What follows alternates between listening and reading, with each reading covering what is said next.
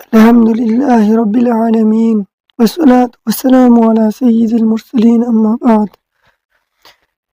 محترم سامعین حضرات، آج ہم اس عظیم صحابی کا ذکر کرنے جا رہے ہیں جو ایمان، محبت، قربانی اور وفا کا ایسا چراغ ہے جس کی روشنی قیامت تک نہیں بجھے گی، جنہیں نبی کریم صلی اللہ علیہ وآلہ وسلم نے اپنی زندگی میں سب سے زیادہ قریبی، سب سے زیادہ سچے اور سب سے زیادہ وفادار قرار دیا۔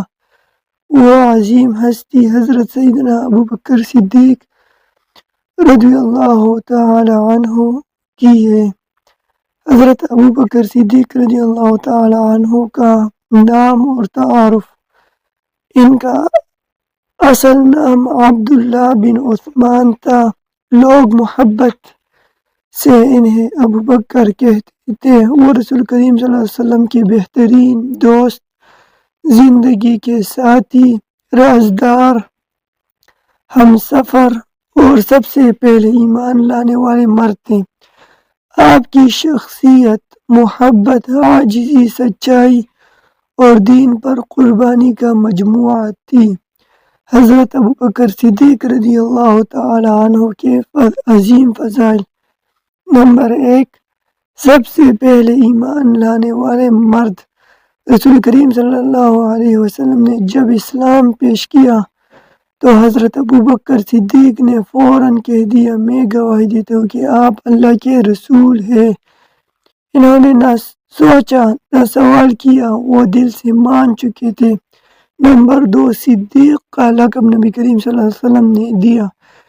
جب کفار نے واقعہ معراج پر اعتراض کیا تو حضرت ابوبکر صدیق رضی اللہ تعالیٰ عنہ مبارک نے کہا: میرے نبی صلی اللہ علیہ وسلم نے فرمایا ہے تو سچ ہی فرمایا ہے۔ اسی دن سے وہ صدیق کہلائے، یعنی ہمیشہ سچ ماننے والے۔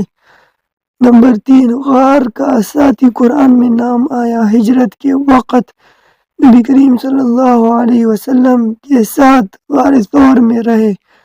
اس موقع پر قرآن نے کہا: لا تحزن ان اللہ معنا، غم نہ کرو، اللہ ہمارے ساتھ ہے۔ یہ شرف صرف حضرت سیدنا ابوبکر صدیق رضی اللہ تعالی عنہ مبارک کے حصے میں آیا۔ نمبر 4، سارا مال اسلام پر قربان۔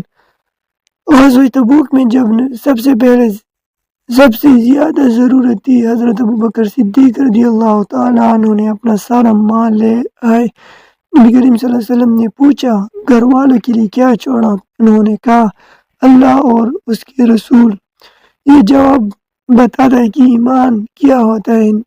نمبر 5، نبی کریم صلی اللہ علیہ وسلم کے بعد سب سے افضل انسان۔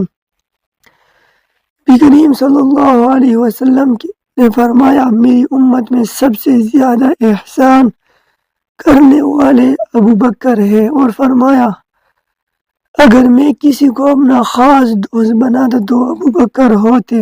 حضرت ابوبکر کے خاص کمالات: نمبر 1، بہت نرم دل۔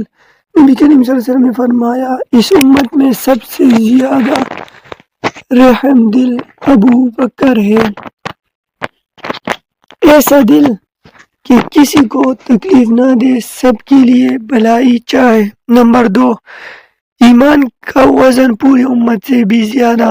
روایت میں ہے کہ اگر پوری امت کا ایمان ایک پلڑے میں رکھا جائے اور ابوبکر کا ایمان دوسرے، تو حضرت ابوبکر کا ایمان زیادہ ہوگا۔ نمبر 3، ہر نیکی میں آگے، صدقہ ہو، جہاد ہو، دین کا کام ہو، قربانی ہو، ہر جگہ سب سے پہلے حضرت ابوبکر آگے بڑھتے۔ نمبر 4، خلافت میں عاجزی۔ خلیفہ بنے تو کہا: مجھے حاکم نہیں، خادم بنا کر بھیجا گیا ہے۔ نمبر 5، وفات رسول صلی اللہ علیہ وسلم پر امت کو سنبھال لیا۔